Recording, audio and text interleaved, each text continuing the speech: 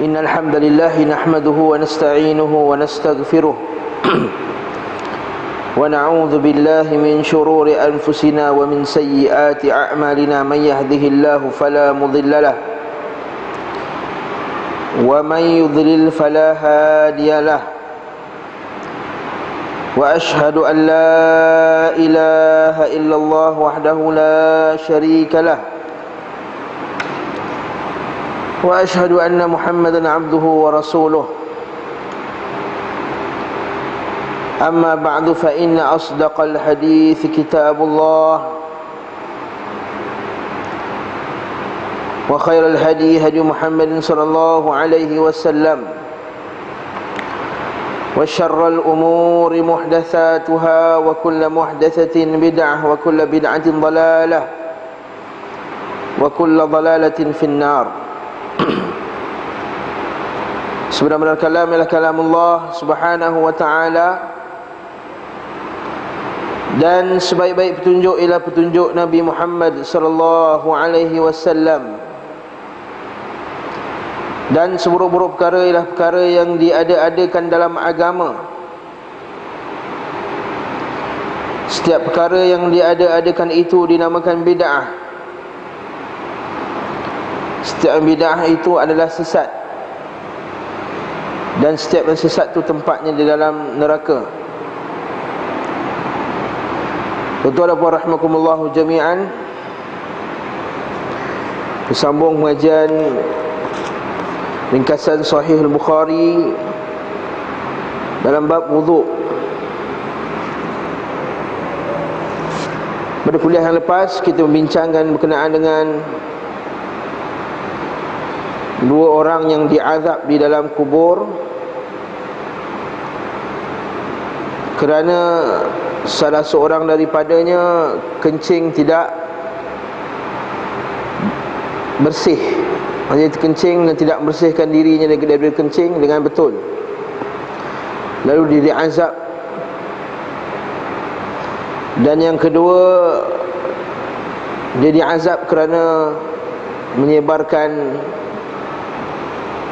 berita ataupun kita panggil gosip namimah, suka mengadu domba, suka bawa cerita, naqlul kalam anil ghair ilal akhar.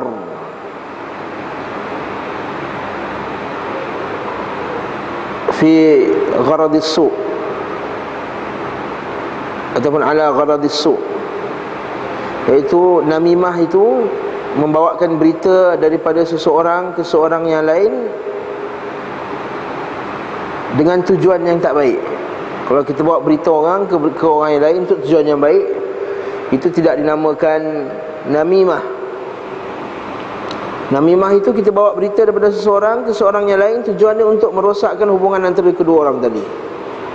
Itu namanya namimah, walaupun berita yang dibawa itu adalah berita yang benar. Walaupun berita yang dibawa itu adalah berita yang benar, namun kalau tujuannya untuk merosakkan hubungan antara kedua orang tadi, maka itu dinamakan an-namimah, namam. Dalam hadis lain Nabi sebut la yadkhulul jannata namam, tidak akan masuk syurga orang yang namam, suka bergosip. Seperti gosipnya rancangan-rancangan televisyen sekarang, majalah-majalah tabloid, suka membawa berita berkenaan dengan perceraian, suka bawa cerita berkenaan dengan cinta tiga segi, suka seperti juga majalah-majalah politik, suka bawa cerita fulan dan fulan untuk merosakkan hubungan dia dan di antara orang lain. Ini adalah perbuatan an-namam. Ini bakal diazab di dalam kuburnya. Dan kita telah bincangkan hadis ini panjang lebar pada kuliah yang lepas. Hari ini pula kita masuk bab yang ke-46, bab baulis sibyan, bab kencing bayi, kencing kanak-kanak. As-sibyan, sabi. Bahasa Arab bila sebut sabi, sibyan, maksudnya kanak-kanak yang umurnya baru lahir sehingga ke 3 ke 4 tahun. Itu dipanggil sibyan, sabi. Jadi apa hukumnya kencing kanak-kanak? Dalam bab ini Al-Imam Al-Bukhari cuba nak bawakan hukum, bawakan hadis berkenaan dengan bau kencing kanak-kanak ini tidak dibasuh. Kanak-kanak macam mana yang tidak dibasuh? Iaitu kanak-kanak yang umurnya 2 tahun ke bawah. Yang pertama. Yang kedua, dia bayi lelaki. Yang ketiga, dia tidak makan melainkan minum susu ibunya sahaja. Jadi kencing yang daripada kanak-kanak yang jenis ini, umurnya 2 tahun ke bawah, kanak-kanak lelaki umur 2 tahun ke bawah, tidak makan dan tidak minum melainkan daripada susu ibunya sahaja. Maka kalau kencingnya terkena kepada pakaian, ataupun terkena kepada kulit, ataupun terkena kepada tempat solat, maka cara membersihkannya hanyalah cukup untuk merenjiskan air, kemudian lap, sudah. Renjiskan air, kemudian lap. Inilah yang dinamakan dalam mazhab Syafi'i sebagai najis. Najis apa? Bukan mughaladah. Mughaladah babi dan anjing. Najis apa dia? Alham. Dah mau sampai. Mutawasitah pun tidak. Bukan mazhab Syafi'i antum. Najis apa? Najis mukhaffafah. Najis yang ringan. Najis mutawasitah yang kena basuh dengan air sehingga hilang bau, warna dan rasa. Najis mughalladhah perlu dibasuh dengan air tanah 7 kali dan 1 kali dengan air tanah. Jadi najis ini dipanggil najis mukhaffafah. Jadi apakah sandaran terhadap pendapat Al-Imam Syafi'i dan Imam Bukhari pun setuju dengan pendapat ini? Kerana berdasarkan hadis yang kita akan bacakan sekarang. Apakah hadisnya? Hadis 168. An Ummi Qais binti Mihsan, daripada Ummu Qais binti Mihsan. Ummu Qais binti Mihsan, adik perempuan Ukashah bin Mihsan, seorang sahabat Nabi yang namanya Ukashah. Siapa kenal siapa Ukashah? Apakah hadis yang famous daripada Ukashah yang menyebabkan dia tu dikenal ni? Rasulullah. Bila kita kata sekian-sekian orang dia doakan golongan apa dia? Termasuk atau ada sahabat lain minta, dia kata ya, ahsan tu, betul lah tu. Ya. Hadis berkenaan dengan 70,000 orang yang masuk syurga tanpa hisab. Nabi SAW sebut di kalangan umatku nanti ada 70,000 akan masuk syurga tanpa hisab. Lalu manusia semua berbincanglah, siapakah 70,000? Ada yang kata sahabat Nabi, ada yang kata siapa yang duduk dengan Nabi, ada yang sefulan dan fulan. Akhirnya besok tu Nabi kata 70,000 orang masuk syurga tanpa hisab. Itu adalah yang mempunyai 4 sifat. Apakah 4 sifat tersebut? Wan, yang pertama, Masya Allah, hari ini kita pernah lalu dah kita bertauhid. Dalam bab lain dalam banyak bab kita pernah lalu hadis ni.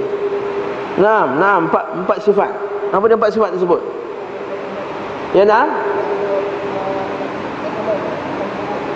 tidak percaya pada sial. Yang pertama, 70,000 orang yang masuk syurga tanpa hisab tadi. Yang pertama, dia tidak percaya pada tatayur. Bahasa Arab ni panggil tatayur. Tatayur tidak percaya pada benda sial. Benda sial ni macam mana? Contohnya, kucing hitam lalu, ada benda buruk, tiba-tiba dia tengah minum, cawan dia jatuh pecah. Apa lagi? Kupu-kupu besar masuk dalam rumah, burung hantu. Yang senang sebulan ni tak percaya pada benda-benda sial, tatayur. Inilah kepercayaan Melayu banyak. Contoh dia nak keluar rumah, tiba-tiba ada burung langgar kereta dia, mati burung tu. Ni ada tanda tak elok dah ni. Ada petanda tak elok ni. Petanda tak elok tu ialah tatayur. Tak boleh percaya benda ni. Ini buruk. Ini ialah syirik. Nabi SAW dalam hadis yang sahih, dalam hadis riwayat Ibnu Mas'ud, Nabi kata at-tiyaratu syirkun, at-tiyaratu syirkun, at-tiyaratu syirkun, wa ma minna illa walakin yudhibuhu bitawakkul. Tiarah itu syirik, tiarah itu syirik, tiarah itu syirik, dan tidaklah kita ini terlepas daripadanya, tetapi kita boleh melepaskan diri daripada dosa tatayur dengan kita bertawakal kepada Allah.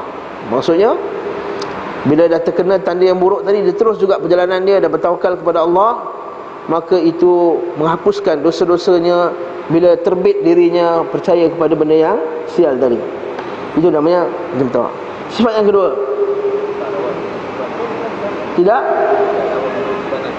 tidak berubat dengan besi panas, iaitu al-iktiwa, iaitu orang Arab dahulu kalau dia berubat dengan besi panas. Dia panaskan besi, kemudian dia tempelkan besi panas pada badan dia. Ini al-iktiwa, ini makruh, Nabi melarangnya. Yang kedua, yang ketiga, iaitu orang yang tidak minta orang lain meruqyah, menjampikan dia. Dia ada penyakit, dia ada terkena gangguan, dia tak minta pun orang ruqyah jampi dia. Wala yastarqun, iaitu dia tidak minta orang lain jampi dia, meruqyahkan dia. Yang Nabi sebut tu ruqyah. Ruqyah tu dengan hadis Nabi dan dengan doa yang sabit daripada Nabi. Itu pun kalau kita minta orang lain ruqyah dia pun menyebab dia terkeluar daripada 70,000 yang masuk syurga tanpa hisab. Apatah lagi kalau minta orang yang menjampikannya dengan jampi yang syirik, lagi terkeluar langsung. Ustaz, habis itu Ustaz, macam mana nak buat? Ruqyah sendiri. Ambil ayat Quran, ruqyah sendiri, baca sendiri. Tetapi tidak menghalang kita daripada meruqyah orang lain. Okey. Hadis tu kata jangan minta orang lain ruqyah. Tetapi kalau kita nak ruqyah orang lain tanpa dia meminta, itu dibenarkan. Berdasarkan hadis Nabi SAW, hadis yang sahih, Nabi sebut man yastati' an yanfa'a akhahu falyaf'al. Siapa yang mampu untuk memberi manfaat kepada saudaranya dengan melakukan ruqyah, maka lakukanlah. Dan Jibril pernah meruqyah Nabi Muhammad SAW. Kan Nabi pernah terkena penyakit tu, kena sakit, kemudian didatangi oleh dua malaikat. Satu malaikat di kepala, satu malaikat di kaki. Lalu malaikat di kepala kata, kenapa dia ni? Dia matbub, dia terkena sihir. Wa man tabbahu, siapa yang sihirnya? Yang sihirnya seorang lelaki namanya Labid bin A'sam, seorang Yahudi namanya Labid bin A'sam, telah mensihirkan Nabi SAW. Nabi terkena sihir. Dalil bahawa sihir itu benda yang benar. Lalu Jibril pun datang dan meruqyahkan Nabi SAW. Yang dilarang itu adalah meminta orang lain meruqyahkan dia. Yang keempat, terakhir, saya ingat, wa ala rabbihim yatawakkalun. Mereka bertawakal kepada Allah dengan sebenar-benar tawakal. Bertawakal kepada Allah dengan sebenar-benar tawakal itu menyerahkan segala keputusan kepada Allah Subhanahu wa ta'ala setelah dia menjalankan sebabnya. Dia tidak bertawakal kepada tangkal, tidak bertawakal kepada makhluk, tidak bertawakal kepada benda-benda khurafat.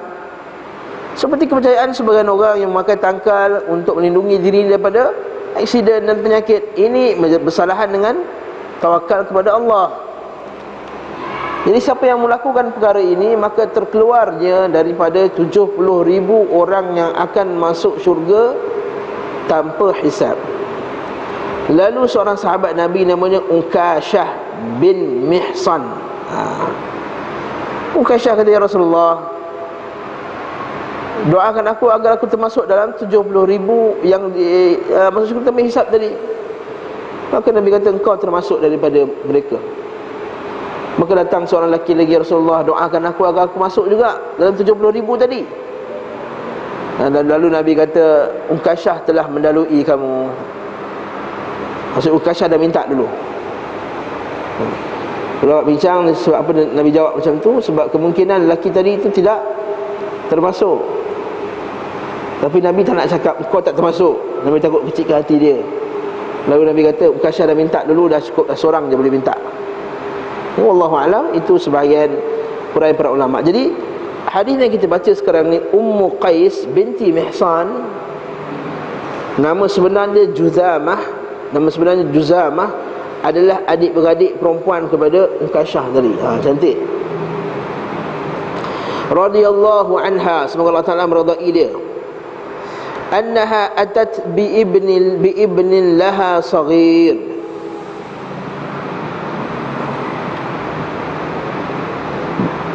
Terjemahannya kurang tepat. Dia kata aku datang. Sebenarnya dia datang. Dia, tukarkan terjemahan tu. Dia tu Ummu Mihsan.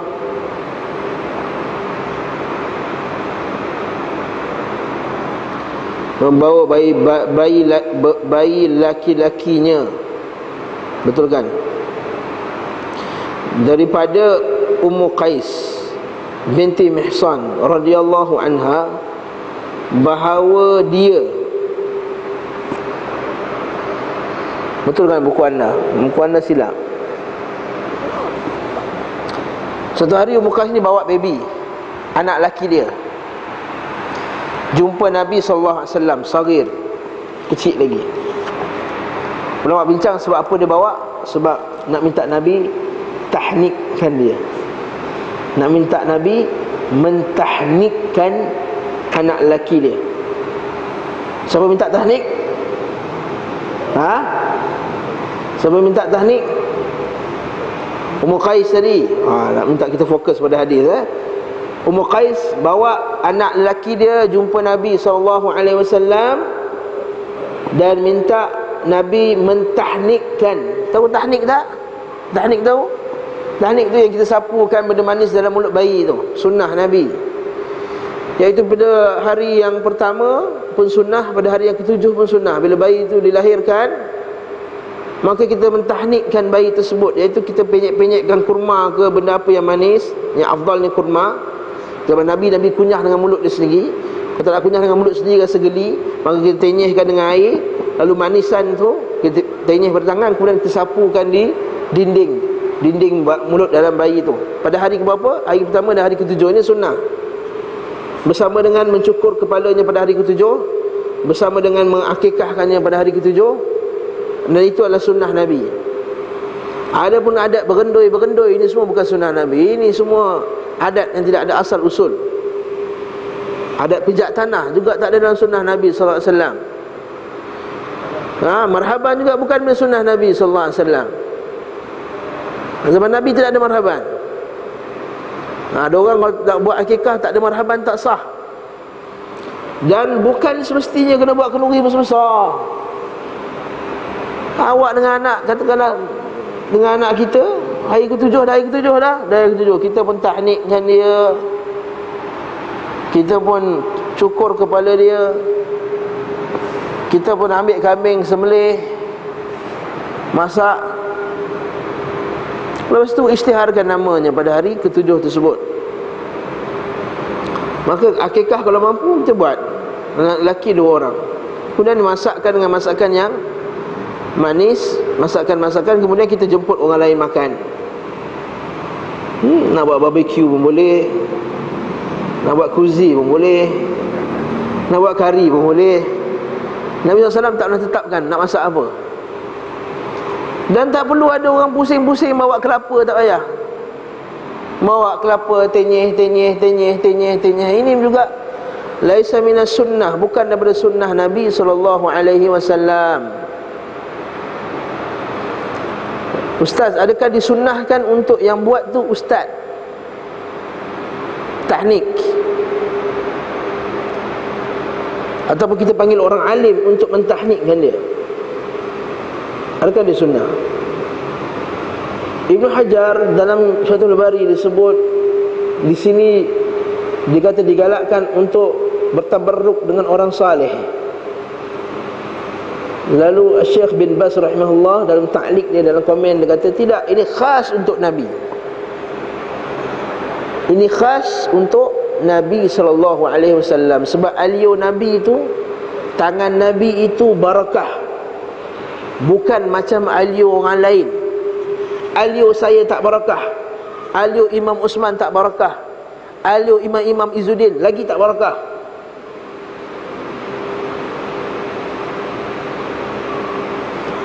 Alio kita tak barakah, alio Nabi SAW barakah. Jadi sahabat tadi nak minta Nabi, sebab tu Nabi dia kunyah dengan mulut dia, kemudian dia ambil letinnya dalam. Adapun kita tak ada sunnah buat macam tu, sebab badan kita tak ada barakah. Sebab lepas itu, lepas kewafatan Nabi SAW, tak sabit daripada para sahabat yang mereka jumpa Abu Bakar As-Siddiq untuk ambil alio Abu Bakar As-Siddiq untuk ditabarruk pada badan. Tak. Jadi siapa-siapa boleh buat. Ayahnya boleh buat, emaknya boleh buat. Ayah dia outstation hari ke-7. Kadang-kadang hari 7 tu jatuh hari Rabu, betul tak? Jatuh hari Khamis, jatuh hari Selasa. Orang semua kerja. Nak panggil ustaz tak boleh. Siapa yang buatkan dia punya tahnik? Mak dia buat sendiri, nenek dia buatkan. Kalau tak ada juga orang suruh penjaga tahnikkan dia. Ini sunnah. Tahnik tu sunnah pada hari yang pertama ataupun hari yang ke-7. Lebih afdal hari ke-7. Betul lah, yang ni Ummu Qais dibawakan bayi itu kepada Nabi SAW. Kemudian dia kata apa? Dia bawakan bayi tersebut, dan bayi tersebut tidak makan. Dalil dia kata lam la yakul ta'am at-ta'am. Tak makan makanan. Maksudnya dia hanya minum susu, dan makanan yang dia hanya makan hanyalah manisan tahnik tadi saja. Makanan yang dimakan hanyalah tahnik tadi. Kalau orang kata ustaz tadi kurma masuk, itu yang dibenarkan. Kemudian dibawa oleh Nabi SAW ila Rasul SAW fa ajlasahu. Nabi mendudukkan baby itu macam inilah, dia pangku dan didudukkan atas peha dia, ala fi hijrihi, atas peha dia. Kenapa jadi? Fabala ala thawbih, maka budak tu kencing atas baju Nabi SAW. Budak tu kencing atas baju Nabi. Nabi tak marah. Nabi tak apalah kencing pula, aku datang dengan jubah putih cantik-cantik ni, datang majlis orang. Nabi tak marah. Allah, budak kencing. Biasalah Nabi senyum je. Fada'a bima'in, Nabi minta dibawakan satu air, bekas air. Kemudian Nabi ambil, Nabi kemudian Nabi lap, Nabi renjiskan, kemudian Nabi lap. Walam yaghsilhu, Nabi tak basuhnya. Jelas tak hadis ni? Tak ada hadis yang jelas macam ni. Jelas gila hadis ni. Ada gila kat situ dah. Jelas gila lah hadis ni. Nabi tak membasuhnya. Itu adalah hadis yang diriwayatkan oleh Ashabus Sunan, semua kitab sunan yang 4 kecuali An-Nasa'i, dan tiga-tiga lah, Abu Daud, At-Tirmidzi, Ibnu Majah. Katakan hadis Nabi SAW, hadis Nabi kata yumdah baulul ghulam as-sabi, iaitu direnjiskan pada kencing budak lelaki. Wa yugsal baulul jariyah, dan kencing kanak-kanak perempuan dibasuh. Hadis riwayat Ahmad, hadis riwayat Abu Daud, hadis riwayat Tirmidzi, hadis riwayat Ibnu Majah. Dan hadis ini semua sahih belaka. Dia tak ada siapa boleh lawan lagi dah hadis yang sahih ni. Ya.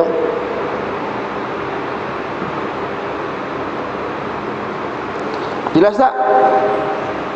Dalam hadis lain ada kisah yang lain pula.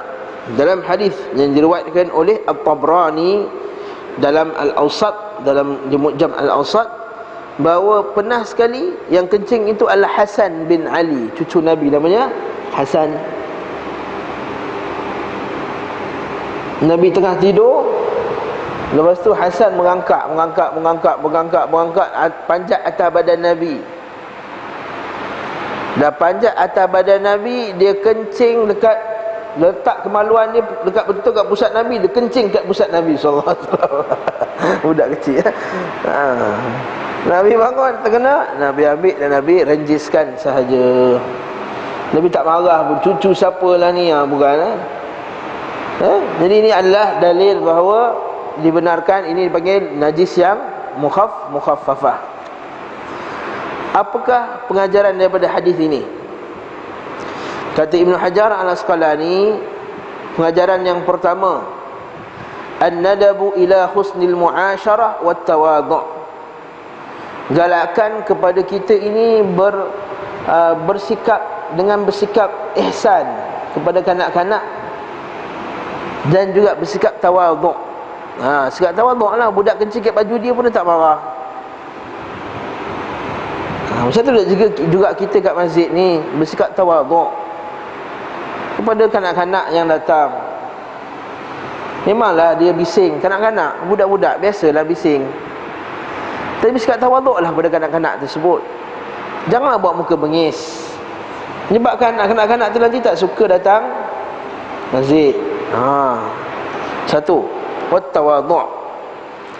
Warifq bis-sighar, bersikap kasih sayang kepada anak kecil. Yang kedua, pelajaran yang ketiga, digalakkan tahnik anak yang dilahirkan.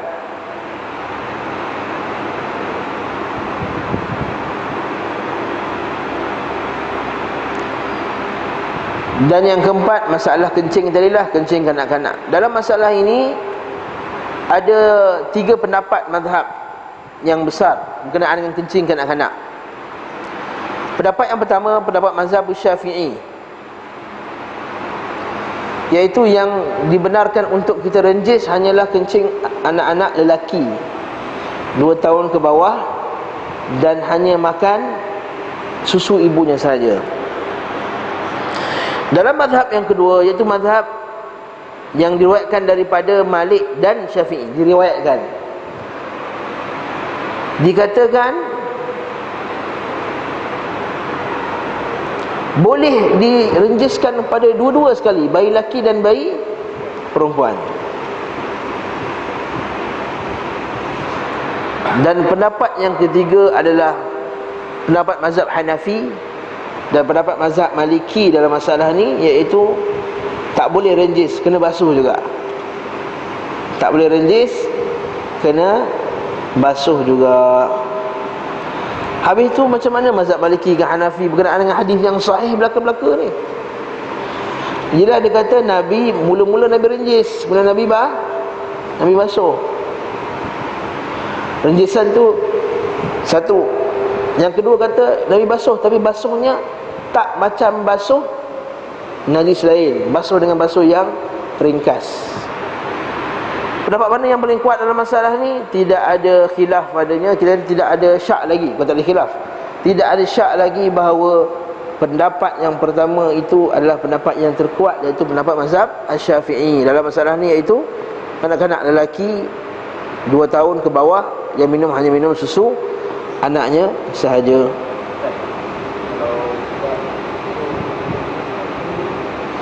Susu tepung formula tak boleh, susu ibu. Susu tepung, susu lembu. Kalau susu bukan susu ibunya, susu ibu susuan, termasuk tak? Ya, termasuk juga. Maksudnya dia minum susu badan saja, dia tak minum susu yang lain. Formula tak boleh, susu lembu tak boleh. Walaupun susu awal lembu tak boleh juga. Kolostrum, walaupun susu awal lembu, maksudnya macam susu ibu juga lah kan. Tamu juga tak boleh, tak dibenarkan. Itu susu hanya susu ibu sahaja. Wallahu a'lam bissawab. Ada soalan berkaitan dengan kanak-kanak ni? Dah senang, ini biasa dah jumpa ni. Cuba kita tengok dalil, tengok dalil. Bab seterusnya, bab kencing berdiri ke kencing duduk? Mana lagi afdal, kencing berdiri ke kencing duduk? Boleh ke kencing berdiri? Makruh tak kencing berdiri? Makruh tak? Makruh tak berbawah apa? Makruh. Itu soalan Ustaz Zaidrus. Makruh di tempat awam. Ni malah haram kalau kencing depan orang. Itu jawapan Ustaz Zaidrus macam itulah, jawapan raya buruk. Haram tak kencing? Haram kencing berdiri, iaitu kencing depan orang. Memanglah haram. Itu cerita lain. Dalam bab ini Al-Imam Al-Bukhari rahimahullah nak bagi tahu bahawa kencing berdiri itu boleh. Tak makruh, bahkan harus. Apa dalilnya? Al-baulu qa'iman wa qa'idan an Hudzaifah radhiyallahu anhu qala, daripada Huzaifah radhiyallahu anhu bahawa dia telah berkata, atan Nabi sallallahu alaihi wasallam subaqata qaumin, suatu hari Nabi SAW pergi ke tempat orang membuang sampah. Fabala qa'iman, maka Nabi kencing berdiri. Thumma da'a bima'in, kemudian minta dibawakan air. Faji'tuhu bima'in fatawadda, maka aku pun datang bawa air kepadanya, maka dia pun lepas basuh, Nabi pun berwuduk dengan air tadi. Kalau kita baca hadis ni saja, kita akan bawa, takkanlah Nabi kencing depan orang. Betul tak? Sahabat nampak. Maka kena baca dengan hadis yang seterusnya juga. Bab membuang air kecil di samping orang lain, tetapi watasattur bil kha'id, tetapi diadakan penghalang baginya. Hadis daripada apa? Daripada Huzaifah juga. Hadis yang sama sebenarnya, tapi dipotong oleh Imam Bukhari, iaitu fantabadtu.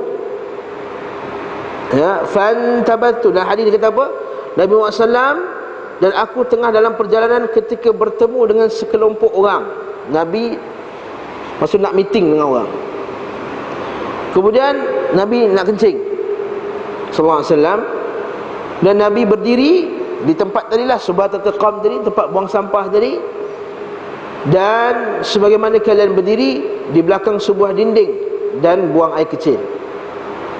Maka bila kita baca hadis ni, maka sebenarnya Nabi dekat tempat buang sampah, tapi ada dinding. Dalam setengah riwayat yang lain pula, Nabi panggil Huzaifah, wahai Huzaifah, engkau jadi penghadang aku. Dalam hadis lain, Nabi panggil Huzaifah untuk jadi penghadang Nabi sallallahu alaihi wasallam.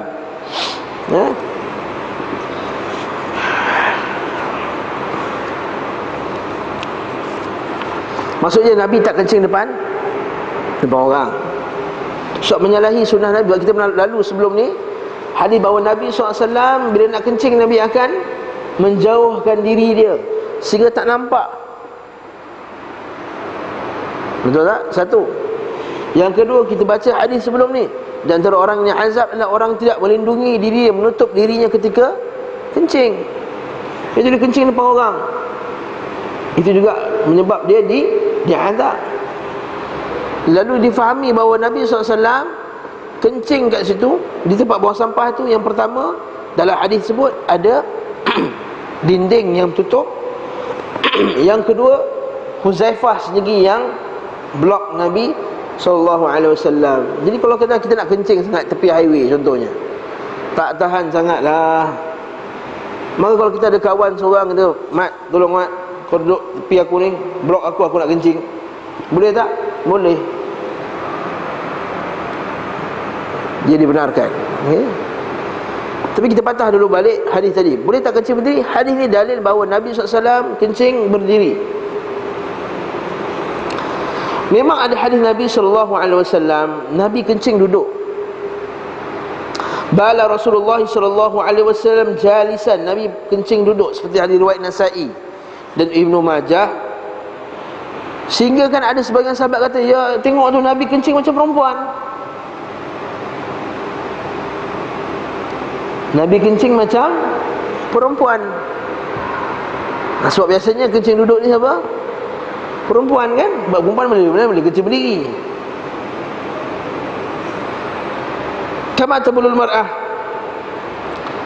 Itu juga dengan hadis Aisyah radhiyallahu anha. Aisyah kata apa? ma bala Rasulullah sallallahu alaihi wasallam qa'iman mundu anzala alaihi al-Quran, mundu unzila alaihi al-Quran. Nabi sallallahu alaihi wasallam, kata Aisyah, tak pernah kencing berdiri semenjak diturunkan Al-Quran. Lain pula. Aisyah kata Nabi tak pernah kencing berdiri. Bahkan dalam hadis Tirmizi, apa kata Aisyah? Siapa kata Nabi kencing berdiri, dia penipu. Siapa kata Nabi kencing berdiri, dia telah berdusta. Macam mana ni Ustaz? Hadis yang baru kita baca ni hadis Sahih Bukhari, hadis Hudzaifah, Nabi kencing berdiri. Tapi ada hadis lain, hadis Aisyah radhiyallahu anha mengatakan Nabi SAW tak pernah kencing berdiri. Allahu Akbar. Macam bertentangan pula. Jadi jawapannya apa? Yang pernah datang kelas Baharul Madhi, sila jawab. Hangat. Aisyah tak terlalu keluar dengan Nabi. Hanya Aisyah nampak yang Nabi kencing dalam rumah. Ya, sahih jawapannya. Betul, ahsan, barakallahu fikum. Jawapannya adalah Aisyah ada cerita apa yang Aisyah pernah nampak. Aisyah adalah salah satu daripada 11 isteri Nabi sallallahu alaihi wasallam, dan 9 dalam masa yang sama. 9 dalam masa yang sama serentak. Nabi bergilir antara 9 isterinya, dan satu isterinya bagi can kepada Aisyah, jadi 8 giliran. Jadi dalam sebulan ada 4 malam yang Aisyah dengan Nabi sallallahu alaihi wasallam, lebih kurang. Jadi boleh dikatakan yang Aisyah kata tu apa yang dia nampak. Maksudnya dalam kebanyakan masanya, kebanyakan yang Nabi lakukan adalah Nabi kencing duduk. Kebanyakan yang Nabi kencing adalah Nabi kencing duduk. Atas dasar inilah para ulama kata yang afdal, yang aula kencing duduk. Sebab itu yang kebanyakan yang Nabi lakukan. Tapi boleh ke kencing berdiri? Boleh. Hadis Hudzaifah tadi menjelaskan bahawa boleh kencing berdiri. Jadi bezakan, ini afdal, yang ni boleh. Ini afdal, yang tu boleh. Dia beza dengan afdal dengan makruh. Macam kencing menghadap kiblat, kencing membelakangkan kiblat. Kencing asalnya tak boleh membelakangkan kiblat dan mendepankan kiblat, itu yang afdal. Tapi kalau dia membelakangkan kiblat juga, itu hukumnya makruh. Dia berbeza tau. Tapi kencing berdiri tak makruh, dia harus. Cuma dia menyalahi yang aula, menyalahi yang afdal, khilaful aula. Kena faham masalahnya tu, supaya orang tak silap hukum siapa kencing berdiri makruh. Itu juga dengan minum air. Minum air berdiri tanpa sebab, tanpa hajat, hukumnya makruh. Sebab datangnya larangan daripada Nabi SAW. Faham tak? Kalau Nabi kata siapa minum berdiri, maka muntahkan minum air. Namun Nabi juga pernah minum berdiri, minum air Zam-Zam. Jadi Nabi minum berdiri itu untuk mengatakan bahawa boleh kalau berhajat. Mekah kan orang ramai, nak duduk macam mana kan? Orang nak duduk tengah-tengah, melanggar lagi apa semua.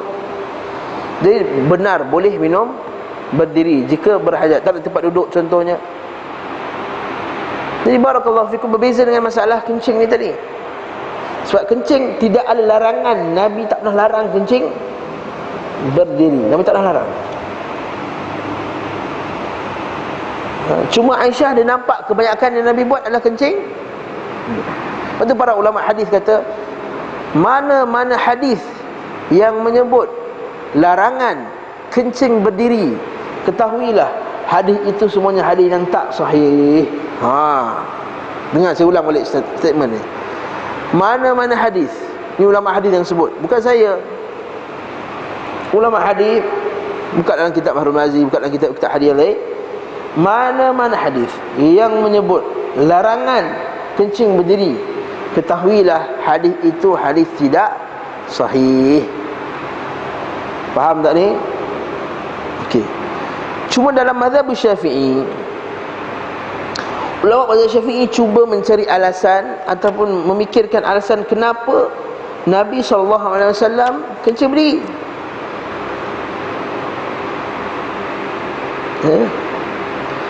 Jadi ada sebahagian yang kata, dalam riwayat Ibn Hibban, dia kata sebab tak ada tempat nak duduk. Sebab tadi kan Nabi kencing kat tempat sampah, takkan nak duduk kat tempat sampah, busuk lah. Satu. Ada yang beralasan bahawa bila kita kencing duduk, Nabi tak kencing, Nabi dia kata apa? Innama bala qa'iman li'anna halah yu'man ma'ah khurujur rih bisautin. Kerana bila kencing berdiri, sebab Nabi kan pergi jumpa orang, dia tak nak lah bila dia kencing, kalau kencing duduk takut terkentut sekali. Jadi bunyi kentut tu akan menyebabkan maruah Nabi. Nampak tak elok lah kalau ustaz duduk sebelah orang ramai, perot kentut kuat-kuat, orang akan dengar, ya apa ustaz ni, nampak tak? Faham? Itu alasan yang kedua. Ini alasan yang ulama bincangkan, bukan hadis Nabi, alasan yang ulama bincangkan. Ada yang ketiga pula kata, orang Arab dahulu bila dia sakit kaki, sakit sendi ni, cara mereka berubat adalah dengan kencing berdiri. Ini mazhab Syafi'i pula. Berkata Imam, diriwayatkan daripada Imam Syafi'i dan Ahmad bahawa Arab kana tastashfi liwaj'i salbi bidzalik, iaitu mereka ni bila sakit sendi-sendi ni mereka berubat dengan kencing berdiri. Cara nak hilangkan sakit sendi-sendi tu, sakit dekat pelipat ni, ialah dengan kencing berdiri. Ini alasannya, alasan-alasan yang dibincangkan. Tetapi berkata Ibnu Hajar, berkata dalam hadis lain pula, ada yang kata sebab Nabi ada sakit. Berdasarkan hadis Abu Hurairah yang diriwayatkan oleh Al-Baihaqi dan Al-Hakim, mengatakan bahawa Rasulullah SAW kencing berdiri kerana ada luka, li jurhin fi ma'badhihi, iaitu belakang kaki itu ada luka, lalu Nabi kencing. Riwayat Al-Baihaqi. Apa kata Ibnu Hajar? Ibnu Hajar ni ulama mazhab Syafi'i. Dia kata semua hadis tadi semua tidak sahih, bahkan didhaifkan sendiri oleh Al-Imam Al-Baihaqi periwayat hadis tadi. Semua alasan-alasan tadi tak kukuh, kata Al-Imam Ibn Hajar Al-Asqalani, ulama mazhab Syafi'i sendiri. Jadi kekallah alasan yang terbaik untuk kita kata Nabi kencing berdiri adalah li bayanil jawaz, untuk menjelaskan bahawa kepada umatnya bahawa bolehnya kencing berdiri, bahawa bolehnya kencing berdiri.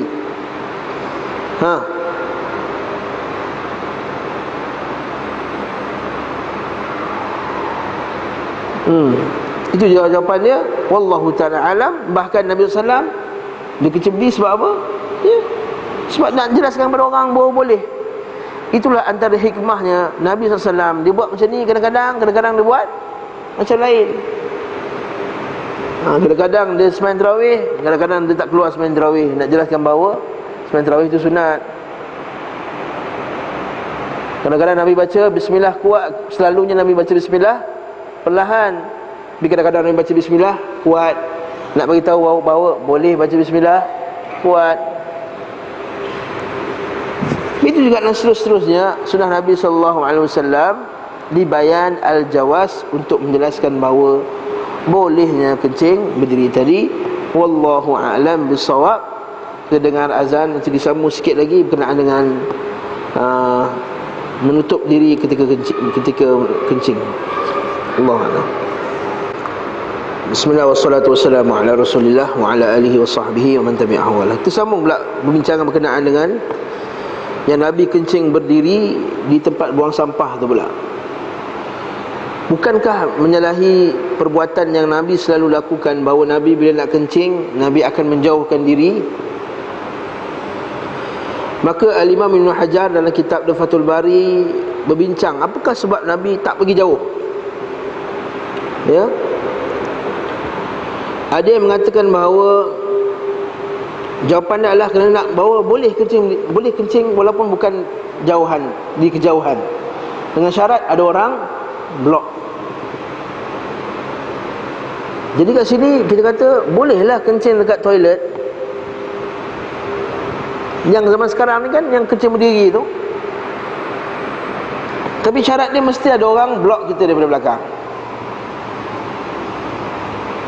Kan kita sekarang ada toilet kencing berdiri Sebab dalam hadis Nabi sebut tu, depan Nabi ada dinding.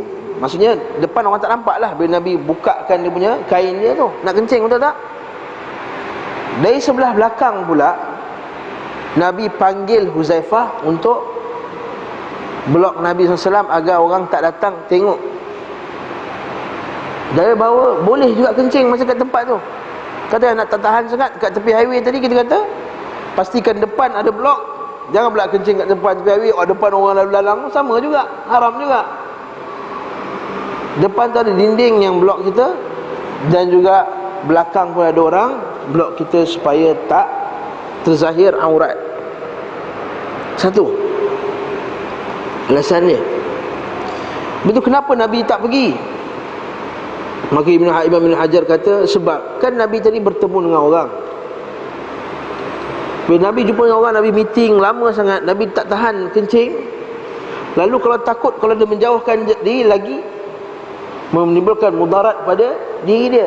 Macam kita kadang-kadang tak tahan sangat, tak jumpa toilet, kita tahan sampai akhirnya kena batu karang. Atas dasar itu Nabi SAW tak, dia tak tahan, terus dia keluar dan dia kencing kat tempat buang sampah. Dan dalam keadaan dia diblok oleh Huzaifah. Selesai masalah ni? Selesai. Kemudian orang bincang pula, Ustaz, habis itu masa Nabi kencing, Nabi panggil Huzaifah, Nabi bercakap-cakap lah ketika kencing. Bukankah makruh bercakap-cakap ketika buang air kecil? Bukankah makruh berkata-kata ketika buang air kecil? Memang makruh. Kalau kita buka kitab adab, memang makruh berkata-kata ketika kita dalam toilet. Berdasarkan hadis Nabi SAW, bila orang bagi salam kat Nabi, Nabi tak jawab, Nabi diam je sampai selesai, baru Nabi jawab. Dalil bahawa makruh berkata-kata dalam toilet. Bersembang orang sebelah dengan orang sebelah. Mat, banyak main bola ke? Orang main bola. Lebih teruk dia sembang lah, kalau apa kau punya? Kalau coklat, kau punya kalau apa?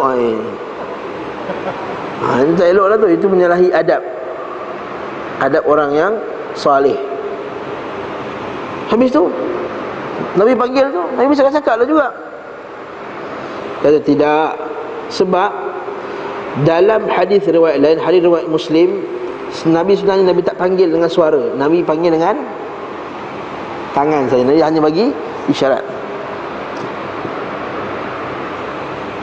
Satu. Bila Nabi dah selesai kencing, baru Nabi kata apa? Bawakan air untuk dia berwuduk, insya-Allah. Betul kata kharaja alaihi Rasulullah fi ba'd sakakil Madinah fantaha ila sabtil qaim, kata ya Huzaifah usturni. Ada riwayat lain pula yang Nabi panggil tu adalah sebelum Nabi kencing sendiri. Maksudnya bila Nabi nak kencing, Nabi panggil. Nabi nampak Huzaifah tengah lalu, Huzaifah, mai tolong blok aku nak kencing. Jadi ada dua jawapan. Satu, sama ada Nabi panggil dengan isyarat. Yang kedua, Nabi panggil dia sebelum Nabi kencing.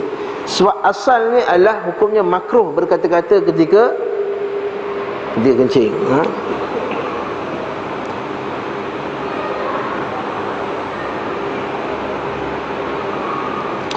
Jadi pengajaran daripada kisah ni juga, dia kata bahawa Nabi mendepankan masalah yang lebih besar.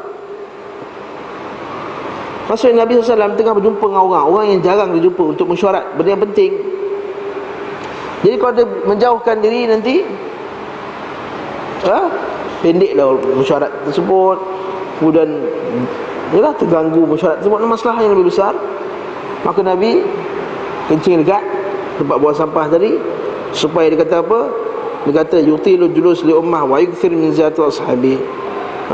Itu satu, supaya tidak datang padanya mudarat kalau dia menangguh-nangguhkan kencingnya.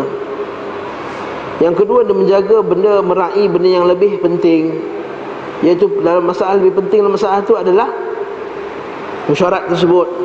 Yang kedua, Yang ketiga adalah pengajaran daripada hadis ni, dan Nabi SAW selalu berbincang tentang masalah umatnya, dan selalu berziarah sahabat-sahabatnya, dan menziarah mereka ketika mereka sakit. Itu dah dia. Maka Nabi SAW selalu duduk berbincang tentang masalah masyarakat, limasalihil ummah. Kana yutilul julus limasalihil ummah. Dia duduk bincang tentang masalah umat. Itu patutnya kita bincang.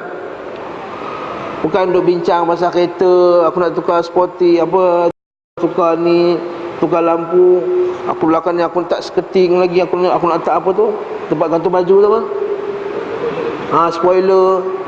Kadang-kadang yang bincang tu ustaz, dengan kopiahnya, dengan serbannya, sembang benda-benda lara macam ni, tak patut lah. Betul duduk sembang lah benda macam mana tengok kampung kita ni. Semua tak ramai, tak atas masjid. Kalau korban penuh, dia sembahyang sikit contohnya. Bila ada daging ramai, tengok ramai orang Islam, tapi tak cukup daging. Dan bila sembahyang 2 saf je. Contohnya lah. Mana pergi yang lain? Bincang masalah. Kenapa yang datang ni tua-tua je semua, tua renta je semua. Mana yang muda lain? Bincang masalah. Kenapa? Mana pergi budak muda yang lain? Kenapa budak muda tak suka datang masjid? Contohnya. Itu contoh yang kita nak bincangkan. Nabi SAW selalu duduk bincang masalah umatnya. Betul tak kita selalu duduk bincang masalah umat. Janganlah mesyuarat AJK tu bincang pasal makanan, pasal baju Melayu nak pakai baju apa. Jangan macam tu. Mesyuarat AJK bincang pasal makanan. Apa makanan nak buat kenduri ni? Bincang pasal makanan sampai 2 jam. Bincang menu sampai 2 jam. Tak payahlah bincang menu sampai 2 jam. Bincang apa lagi? Macam mana nak tambahkan lagi kita punya masjid ni, apa, pokok semua ni tak payah bincang. Suruh je tambah pokok, tambah, cukup. Benda yang nak bincang adalah bincang masalah umat, masalah masjid. Macam nak menambahkan masjid ni, menambah ilmu masyarakat, menambahkan orang punya pengetahuan, menambahkan minat orang muda datang masjid. Macam nak tarik orang muda, macam nak tarik orang yang tak muda. Bukan bincang berjam-jam berkenaan dengan isu tafih, kata ulama. Itu isu yang tidak ada manfaat baginya. Kadang-kadang kita pernah duduk dalam syarat sampai berjam. Tak makan apa? Sate lagi, lontong. Lontong tak sesuai lah lontong. Lontong ni kan kenyang sangat. Kita nasi berani lah. Nasi berani apa? Nasi berani kambing. Nasi berani kan bajet mahal sangat pula. Siapa nak? Dia punya bincang berjam-jam kat situ. La haula wala quwata illa billah. Tak, kita bincang masalah yang lebih serius. Itu patutnya AJK Masjid bincang. Dan juga semua orang bincang benda yang samalah. Wallahu ta'ala alam. Sebab Nabi itulah kerja Nabi sallallahu alaihi wasallam. Wassallallahu ala Muhammad wa ala alihi washabbihi wasallam tasliman katsiran. Alhamdulillahirabbil alamin. Assalamualaikum warahmatullahi wabarakatuh.